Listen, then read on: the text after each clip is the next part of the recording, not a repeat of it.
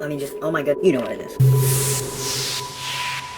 Dune is the 2021 film adaptation of the sci-fi epic written by Frank Herbert, this time directed by Dene Villeneuve. Or Dene Villeneuve, or hopefully I'm saying this right. Dude's a genius. Look at it. Featuring an absolutely mind-blowing ensemble cast including Timothee Chalamet, Josh Brolin, Oscar Isaac, Rebecca Ferguson, Zendaya, Javier Bardem, Jason Mamoa, Dave Bautista. I could go on for a while now. I'm going to be completely transparent with you guys, despite the fact that there is a trilogy of the Dune books sitting over here for the sake of a visual aid. I have not read any of them yet. My dad's a big fan of them, and I watched the Jodorowsky's Dune documentary, as well as the original David Lynch Dune.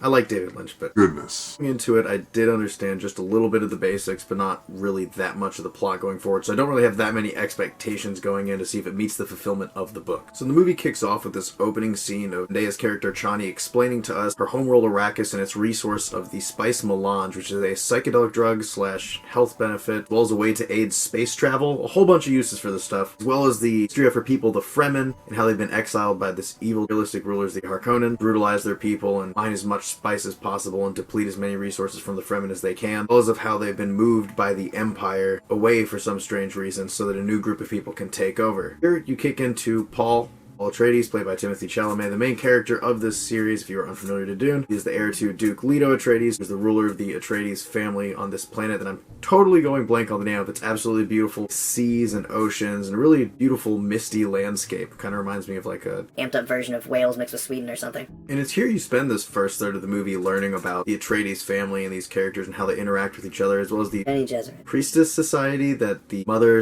/ concubine, I thought she was a queen, but I guess they're not married, to Duke Leto, who's also Paul Atreides' mother, which is kind of against the Bene Gesserit. code to only have daughters, which I guess they can kind of control that somehow. It didn't explain that super well in there, but I guess that might be in the book somewhere. We'll say I wanted to point out that they did a really great job of that. Every time they dive into one of these new biomes, or if they cut over to scenes of the Harkonnens, you learn a little bit about their landscape. Though they are the more distant one until you get to the latter half of the movie. Both with Arrakis and with the planet that the Atreides family is on. Still going blank on it. You get a really rich sense of development of the level of power there and what exactly goes on. But the main focus is on Arrakis as they do leave. Mystery Planet. Before you leave, you've also been introduced to all of the cast members. Ernie, played by Josh Brolin, cool, impactful, brutal military leader guy that trains Paul in fighting in a very different way. Duncan Idaho is almost like an older brother to him, played by Jason Momoa, who does a really great job providing a little bit of humor here. Also spliced throughout this movie, there's probably about 5 to 8 intentionally humorous lines. I think all of them played out really well. Most of them were in the trailer, but it was really good because it added a couple chuckles in there, which I wasn't really expecting with as serious as this movie is overall with its tone and as much time as it spends on developing this lore and a little bit of logic you have. Sometimes it does it in a little bit of a lazy fashion, I'll be honest. Whenever he's looking at these visual books explaining information to you, sometimes a lot of people get frustrated. They're like, oh, you're just feeding the audience information. Well, with a movie like this,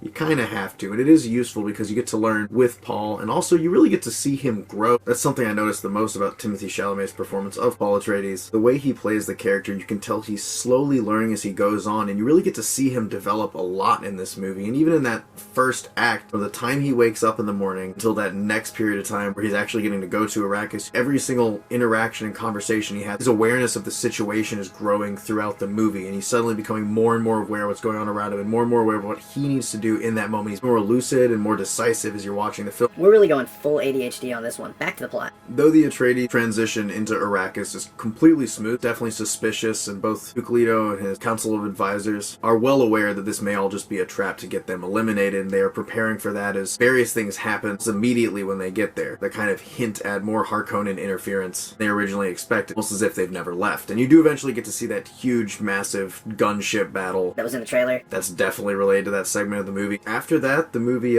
try not to spoil too much here because I really think you should go see this one in theaters, as the theater experience definitely enhances it. Everything on screen is so beautiful, and the CGI work they did here is phenomenal. The gravity of everything. They have ships pulling out of the water, they have stuff moving across the sand, just the gravity of everything. The Shah Halud, the sandworms, Baron Harkonnen's pretty sick too, and the Bene Gesserit are absolutely creepy.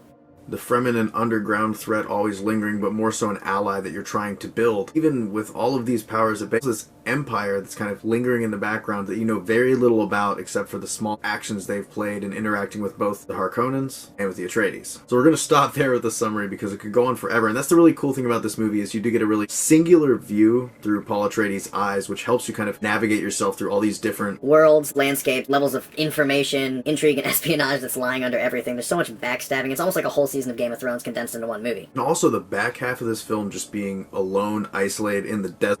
Not gonna say why or how. That really meant a lot to me because it really created like a space after all of the crazy events, trauma, and backstabbing that we've had previous, and it leads way into intrigue at what can come next as we're taking almost like a different tone, especially since the movie itself has these really psychedelic dream sequences whenever the melange is in play, as well as Paul's dreams and visions. Even though it's a part one, to me it didn't really have an abrupt ending. I really liked the end of it. This is just the beginning, a hint at something more. I dig that. I absolutely need the sequel. I need 5 sequels. Don't even get me started. Just the attention to detail and overall scope of everything, the impeccable CGI, phenomenal soundtrack by Hans Zimmer. I mean, he really pulled out the stunts on this one. This soundtrack is going to be in my head and playing on Spotify for the next couple weeks. It's 2 a.m. My camera died halfway through this. Really tired. My final rating for Dene Villeneuve's attempt at Dune is a 10 out of 10.